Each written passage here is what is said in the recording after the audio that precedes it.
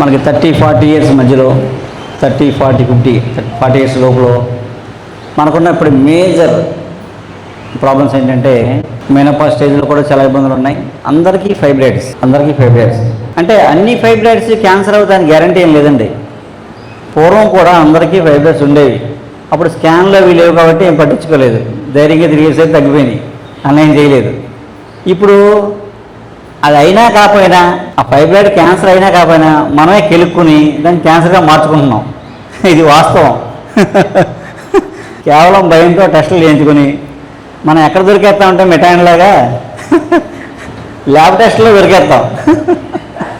అందుకేంటంటే పూర్వం ఏ టెస్టులు లేవు కాబట్టి హ్యాపీగా వెళ్ళిపోయారు, ఏం ఇబ్బంది లేదు. అంటే ఫైబ్రాయిడ్ యొక్క స్వభావం ఎలా ఉంటుందంటే అది ఎప్పుడో ఉండొచ్చు, లేదా బై బర్త్ ఉండొచ్చు, లేదా అది వచ్చి ఒక 5 ఏళ్ళు 6 ఏళ్ళు అయి ఉండొచ్చు ఆ సైజు అవ్వడానికి. అది అప్పటికప్పుడేం పుట్టలేదు. మీరు స్కాన్ చేసుకుంటారా, స్కాన్లో కనబడగానే అప్పుడే పుట్టేసింది, అప్పుడే గడ్డ వచ్చేసిందన్న భయంతో పరిగెడతారు మీరు.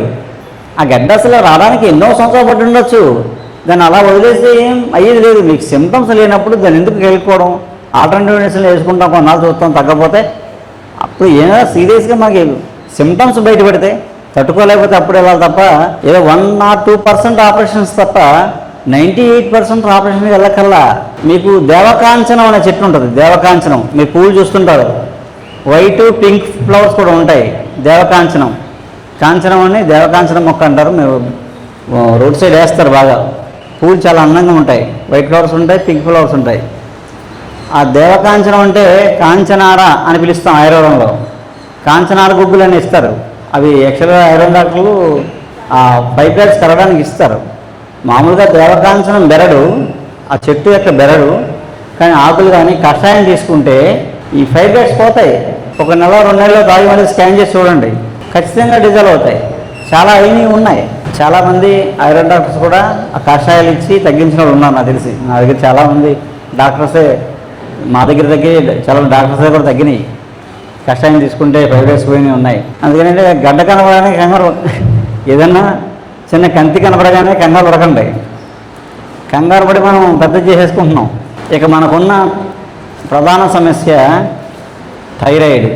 చిన్నపిల్లల నుంచి ఇంకా మనం చూస్తున్నాం థైరాయిడ్ ఎక్కడెక్కడో వెళ్ళిపోయాం.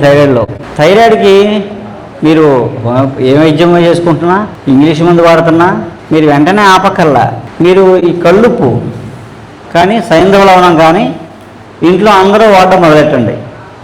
ఈ 5 సార్లు తీసి పడేయండి. ఒక 3 నెలల తర్వాత మళ్ళీ టెస్ట్ చేయించండి. చేసిన తర్వాత మీరు వాడే 25 mcg 50 mcg ఉంటుంది కదా, ఆ 50ని 25 చేసుకోవచ్చు. వీడికి బాగా తగ్గుతాయి, పాదానికి దానికి బాగా తగ్గుతాయి. అప్పుడు 25 చేసుకోండి. మళ్ళీ టెస్ట్ చేసుకోండి, బాగా తగ్గిందనుకో 12.5 వేసుకోండి. లేదా ఇంకా తీసేసి హోమియోలో ఉన్న చాలా మందులు అవి సపోర్ట్గా వేసుకోండి. వేసుకుని నెమ్మదిగా ఒక 6 నెలలు సంవత్సరం చేస్తే పోద్ది, తీసి పడేయండి, మళ్ళీ లైఫ్లో రాదు. గ్లాండ్ తీయించుకున్నారనుకోండి, థైరాయిడ్ గ్లాండ్ తీయించేసారనుకోండి, ఇంకా తప్పదు. జీవితాంతం 150-200 వేసుకోవాల్సింది, మనం ఏం చేయలేం.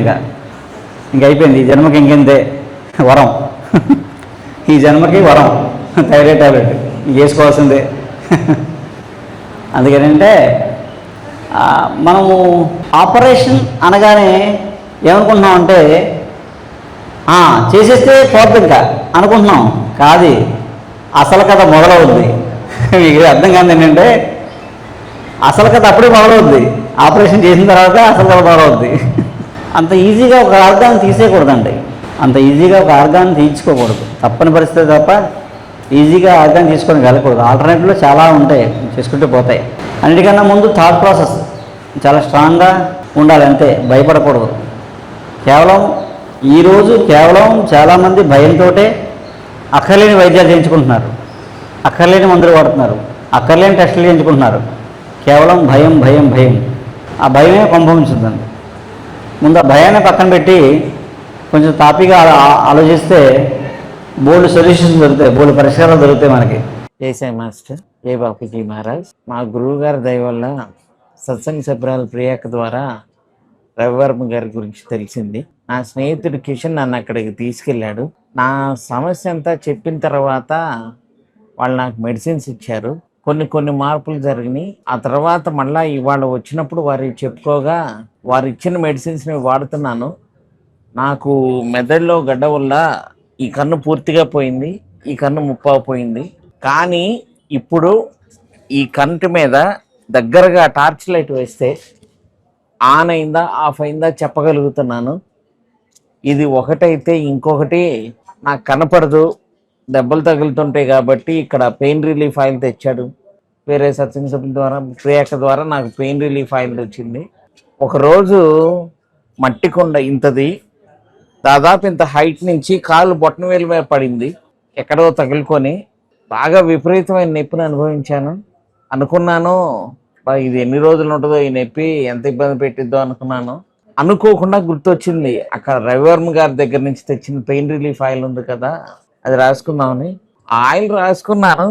రాసుకున్న దాదాపు 5 నిమిషాల సమయం కూడా లేదు, ఫ్రీగా ఎక్కడికక్కడ నరాలు కండరాలు విడిపోతున్నట్టు టకా టకా విరిగిపోతున్న శబ్దం కూడా, నాకు మజిల్స్ ఫ్రీ అయిపోతున్న శబ్దం కూడా అర్థమవుతూ చాలా తొందరగా పెయిన్ రిలీఫ్ వచ్చింది నాకు.